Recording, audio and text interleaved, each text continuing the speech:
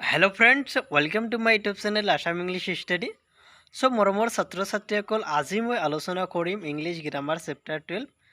So মৰমৰ ছাত্ৰ ছাত্ৰীসকল আজি মই এইটো ভিডিঅ'ৰ জৰিয়তে আলোচনা কৰিম যে প্ৰিন্সিপাল ক্লাছ আৰু সাবঅৰ্ডিনেট ক্লাছ কাক বলে, প্ৰিন্সিপাল ক্লাছ আৰু সাবঅৰ্ডিনেট ক্লাছৰ মাজত কি পাৰ্থক্যসমূহ আমি আজি ভালকৈ আলোচনা কৰিম।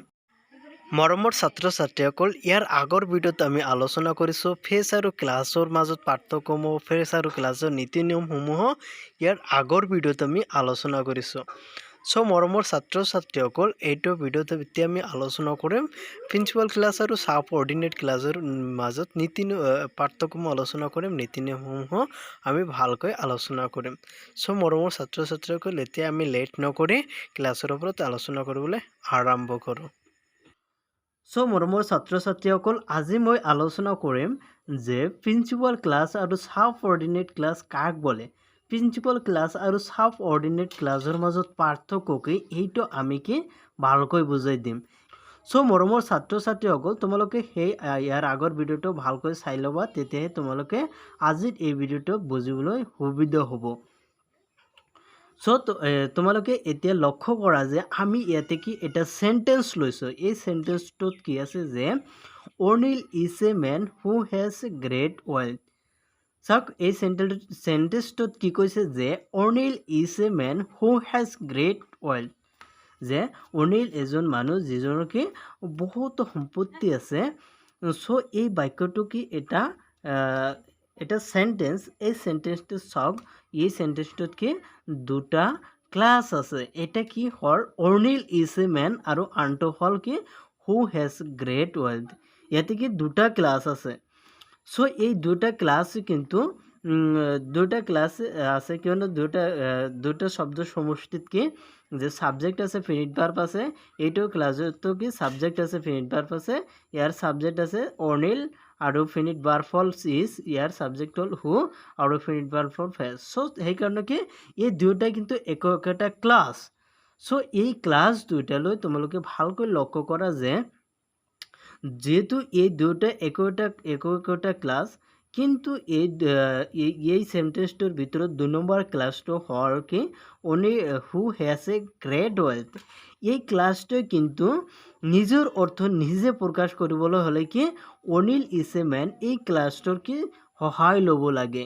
তেওঁ কিন্তু নিজে কিন্তু মানে ডাইৰেক্টলিভাৱে নিজৰ অৰ্থ সম্পূৰ্ণ প্ৰকাশ কৰিব নোৱাৰে। তেওঁৰ নিজৰ অৰ্থ সম্পূৰ্ণ প্ৰকাশ কৰিবলৈ হ'লে অনিল ইজ এ মেন এই ক্লাছটোৰ ওপৰত কি নিৰ্ভৰ কৰিব লাগে।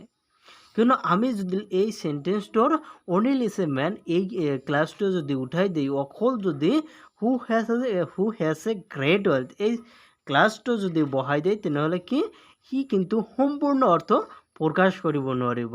যাৰ কাৰণে কি অনিল ইজ এ মেন এই ক্লাছটোৱে কি তেওঁৰ প্ৰয়োজন আছে। Who has a great wealth এই ক্লাছটোৱে সম্পূৰ্ণ অৰ্থ প্ৰকাশ কৰিবলৈ হ'লে এই অনিল ইজ এ মেন এই ক্লাছটোৰ কিন্তু প্ৰয়োজন আছে।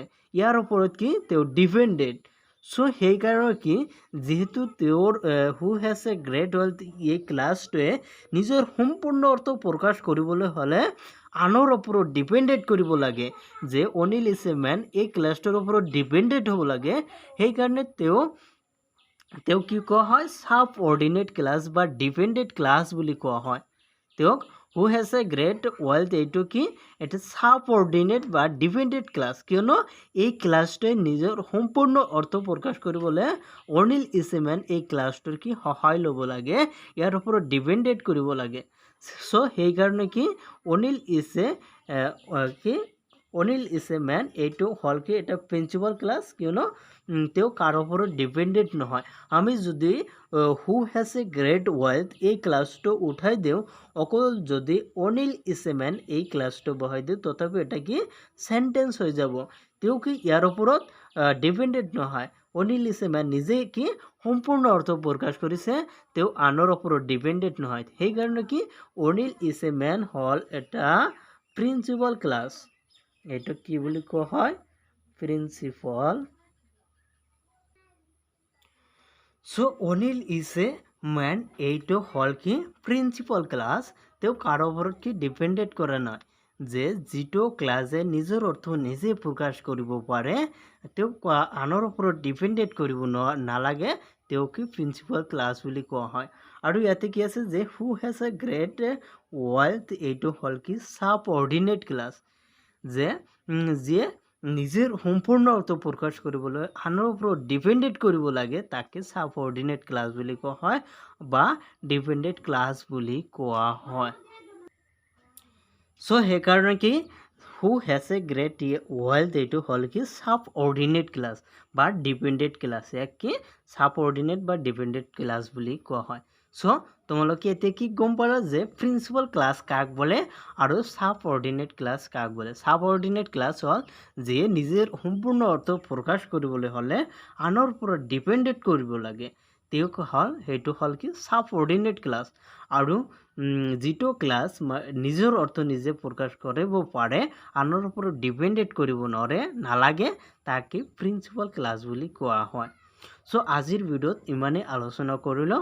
চ' তোমালোকে এইটো ভালকৈ মনত ৰাখিবা, তেতিয়াহে তোমালোকে বুজিবলৈ সুবিধা হ'ব। ভিডিঅ'টো চোৱাৰ কাৰণে সকলোকে ধন্যবাদ জনাইছোঁ।